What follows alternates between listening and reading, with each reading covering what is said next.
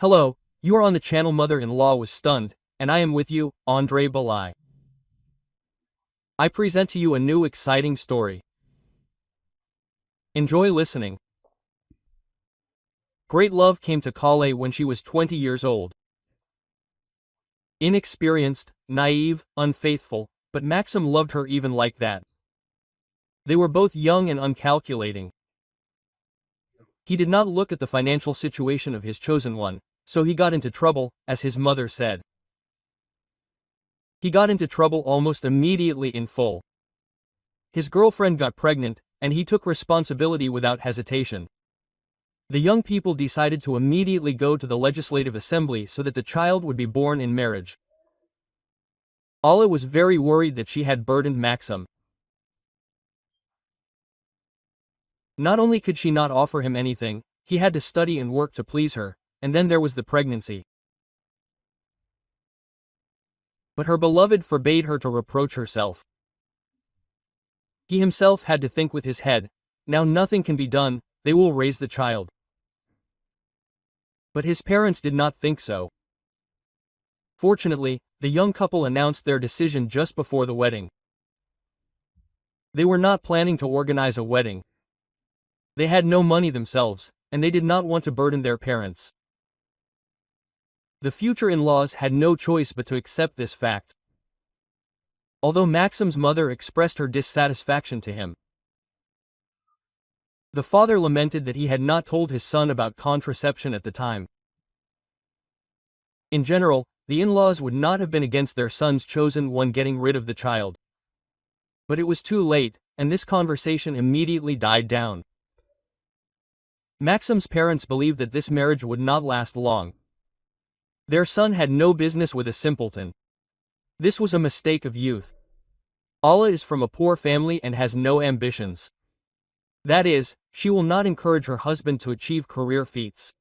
It was precisely because of her poverty that the mother-in-law did not like the girl. Ala understood that it would not be easy for her to get along with the Maxim family, but the young couple was serious, and at first the in-laws had to support them, but not because of the child or anything else noble.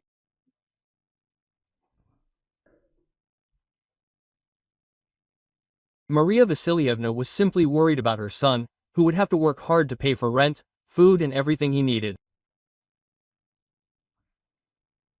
The daughter-in-law was about to go on maternity leave. She already earned little, and then she would end up sitting on her husband's neck. Maxim's parents had a second apartment, and they decided to give it to the young couple with such pathos that one had to almost throw oneself at their feet to thank them. This was, of course, a great help to the young family, but the in-laws never missed an opportunity to draw the attention of their daughter-in-law, thanks to whom she lived in such conditions. And the mother-in-law also constantly supervised them. Maria Vasilievna was worried that a girl like Ala would not take good care of the apartment, that is, she definitely needed guidance. True, in public it sounded a little softer. The mother-in-law smiled and said that she was helping her inexperienced daughter-in-law run the household. Maxim also thought that his mother was helping. After all, that's exactly how it looked from the outside. But Maria Vasilievna only communicated well with Sala in public. And when they were alone, she bullied her, made reproaches about her appearance. If she saw her daughter-in-law in something new, she said that it didn't suit her, and Maxim was ashamed to show such a wife to people. She compared her with the daughters of her friends. Naturally, Ala was much worse than them. She made comments about running the household. The mother-in-law especially enjoyed proving to her daughter-in-law that normal people do not do things the way she did. It's only you who do things this way, but normal people do things differently, she said sarcastically.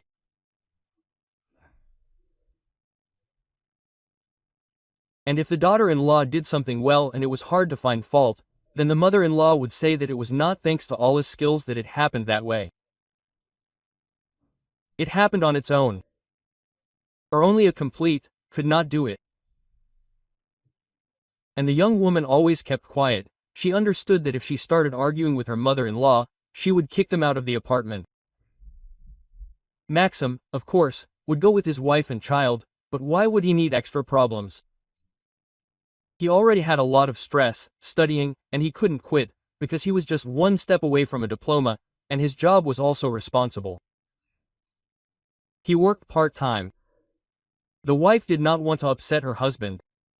If he quarreled with his parents, then the young family would have even more difficulties.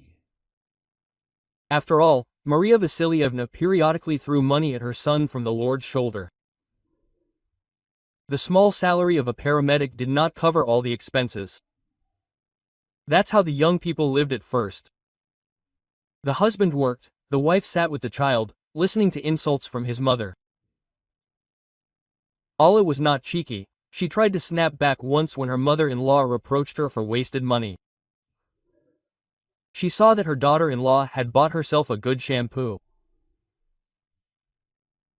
I will decide for myself what shampoo to use, Alla freaked out. Shut up and don't forget who feeds you, her mother-in-law raised her voice at her. You have no right to vote. You are nobody. Do your housework and keep quiet. When no one was looking, Alla cried. She kept all her emotions to herself so that her husband would not get nervous. He needed to finish his studies in peace, and a friendly wife and cleanliness should greet him at home. What could a young woman do in this hopeless situation? She needed to endure until they could provide for themselves. She hoped that after maternity leave she would go back to work, and then it would be possible to argue with her mother-in-law. The daughter-in-law kept her mouth shut and endured the humiliation, and thanks to her prudence, the family survived. She and her husband never argued, and the child grew up obedient. 18 years have passed since then. Alla does not like to remember that time, and if she does, then only in a positive way, how her son made her and her husband happy with his achievements. Now their family's life has changed for the better. They already have their own apartment, and their salaries are enough for everything. But the mothers-in-law have everything. It got worse. After she was kicked out into retirement, she instantly lost her decent income. What can you do? Young people were more valuable in her case. Maria Vasilievna thought that she would sit in her office for many more years. The work there is not dusty, she almost does everything by touch. Another almost 40 years of accounting. But she was asked. She would not know what an envelope salary is. A pension is calculated only from an official salary. As a result, reality shocked the newly minted pensioner. She panicked. By this time, her husband had already died 2 years ago. That is, she could only rely on herself, but also on her son, who supported her. Every month, Maxim added something to his mother's modest pension, which was about $90 a month. Plus, if something broke, his son had to deal with it, not to mention the fact that he took on everything related to health. The balance of power changed, and the mother-in-law proudly stated that now it was her son's turn to help her. The daughter-in-law was not against it. She was a mother in any case. If she could not live on her pension, then her conscience would not allow her to starve. This help did not hit the family budget hard. They were used to saving, even though they had already paid off the mortgage, but they still lived frugally. The husband's parents did not help them at all. They were dealing with their own problems. At first, the in-laws were happy that the young couple had vacated their apartment, and now it could be rented out. Maria Vasilievna said that at least she and her husband would live their own pleasure. Otherwise everything was for the children and grandchildren, which she did not specify. And for some time, the in-laws lived for themselves, went on vacation, bought themselves modern gadgets. And then the father-in-law got into an accident. Once after work, he sat with a friend in a restaurant, drank a little, and on the way home, he passed out for a second at the wheel. He crashed into another car, and so that the victim would not have any claims, he had to pay him a large sum. The parents-in-law had to sell this second apartment. Although the damage was not that big compared to the cost of the apartment, they had no other savings. The parents proudly told Maxim that the remaining money would be kept in a deposit and that he would inherit it someday. But then his father passed away and his mother retired, and she needed this money herself. She ate up the savings very quickly, and then realized that apart from her modest pension she had no other income. And she immediately told her son that she would not live on her pension, it was only enough for the rent. Maria Vasilievna lived in a spacious two-room apartment, and, of course, a lot was charged for it, especially in winter. If this did not bother her before, now it outraged her. Her son and daughter-in-law had hardly communicated with her for the last 10 years. When her father-in-law was still alive, she enjoyed life with him, and then, as a widow, she tried to distract herself from bad thoughts by eating up accumulation. She did not want to get close to the children, because there was a grandson there. Apparently, she was afraid that they would pin him on her. And, in principle, she was offended that their help was not appreciated at the time. When the daughter-in-law came out of maternity leave and persuaded her husband to move to rented housing, his parents were very offended by this, because the mother-in-law lost her leverage over her.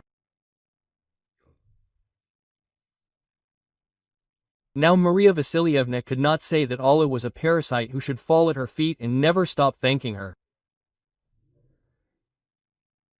Maxim was very surprised when he saw how his mother treated his wife. Now she did not hide her disgust, because she disliked her daughter-in-law even more. Gradually, the in-laws began to behave coldly with their son. He did not heed their requests, did not find himself a normal wife, but still, for the sake of decency, they somehow interacted with him. But in general, there was not even a semblance of some kind of family relationship. In-laws communicated only with their son, sometimes with their grandson, and their daughters-in-law did not send them greetings or gifts. Alla also reciprocated their feelings. If they had at least helped with their grandson, she would have shown them some respect, but otherwise she simply ignored them. They could have given money to their son when they sold the apartment. They could have helped pay off the mortgage, at least partially, but they did not give a penny. But Maxim did not ask. They somehow managed themselves. Alla was happy that her mother-in-law interacted only with Maxim, and she had enough communication with her in her youth. Maria Vasilievna has not changed, so there is no need to worry about the fact that she does not want to see her. When her husband announced that his mother's pension was not enough and she needed help, Alla did not object either. Maxim transferred money to her, and everything was resolved. But then the mother-in-law began to demand other help, and this already strained the daughter-in-law. It turns out that Maria Vasilievna's health began to fail, and she can no longer manage the household chores herself. She demanded that her daughter-in-law help her. Alla suggested hiring a housekeeper, but her mother-in-law threw a tantrum. How is that possible? I have children, and you are suggesting that I let some stranger into the apartment? Apparently, she wanted her daughter-in-law to jump on her hind legs in front of her. She had ignored her for so many years, and now Alla had to come running. Maxim asked to still respect his mother, but assured his wife that she had changed, she had no other choice. Now she would become more docile, and Alla decided to respect her husband. But when she arrived at her mother-in-law's, she saw that her character had not changed at all. Maria Vasilievna greeted her with an arrogant smile and began to command. Go over here with a damp cloth, be careful, don't scratch anything. The mother-in-law outlined the scope of work. Clean well behind the radiator. All the corners of the bathroom also need to be washed. And not forget about the toilet. Alla listened to the weak woman's instructions and said that she wouldn't lift a finger in her apartment. If Maria Vasilievna needed help, she would send a housekeeper who would come once a week. The daughter-in-law had her own plans for helping her mother-in-law, and she outlined them. Quote, Housekeeper, Maria Vasilievna blushed with anger. If you are not satisfied, then you can work your own back, Alla answered calmly. Is it difficult for you or what? The mother-in-law began to speak in a raised voice. Quote, Help the woman who gave birth to such a husband for you. You owe me. Shut up and listen to me, the daughter-in-law cut her off. Don't forget who feeds you. The money for your maintenance comes from my salary, and it may not. And some will have to tighten their belts. The mother-in-law slammed her jaw shut and turned white. After all, now she really depends on her son and daughter-in-law. Maria Vasilievna suddenly realized that Alla could remind her of everything that happened before. She already did. If she continued to assert her rights, then her maintenance could be severely cut. Alla believed that they were already doing more than they should. The mother-in-law did not think about her future until retirement, she lived for today. Let her say thank you, that they didn't turn away from her. Maxim's family has a lot of expenses even without his mother. Her son is finishing school, and he will soon be entering university. They need tutors. And then they will have to pay for his studies, most likely he will have to go to a fee-paying institution. Then they want to buy their son an apartment, so Ali and Maxim have something to spend their money on. The mother-in-law quickly realized that she had only one option, not to show off, but to gratefully accept what they give. And judging by her look, she agreed to accept such help. Alla said that she had already found a housekeeper, and she would come tomorrow. Be patient, until tomorrow? She asked, and the mother-in-law nodded silently. After 18 years, the daughter-in-law returned the words that her mother-in-law had thrown at her when they lived in their apartment. Alla did it unintentionally. She did not take revenge on purpose, but she was glad that it happened. And she does not feel ashamed about it. Thank you for listening to the story to the end. I would be grateful if you support the channel with a like. Until next time.